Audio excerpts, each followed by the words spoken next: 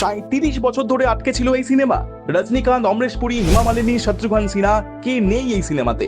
Stars packed এই film direct করেছে blockbuster director হরমেশ Malhotra, যার ঝুলিতে রয়েছে নাগিনা, চিতা, দুলহে রাজা, আঁখিও সে গলিমানের মতন একাধিক ফিল্মস।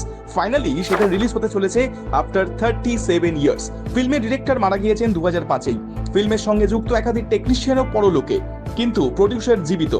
তার হাত ধরেই মুক্তি পেতে চলেছে এই সিনেমা হাম্মে শাহিনশাহ কন।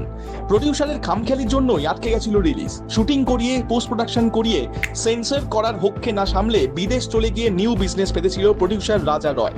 এখন তার হঠাৎ ইচ্ছা হওয়ায় রিলিজ করানো হচ্ছে এই ফিল্ম। মর্জির মালিক আর কি। এনিওয়েজ, এই স্টার প্যাকড ফিল্ম থিয়েটারে ফাইনালি আসবে এই বছরেই, প্রিন্ট কোয়ালিটি আরো বেটার, আরো ডেভেলপ করে। আপনি যাচ্ছেন তো the greatest of all time Rajinikanth এবং অমরেশ পুরীকে শেষবার বড় পর্দায় একসঙ্গে দেখার জন্য? কমেন্ট আস।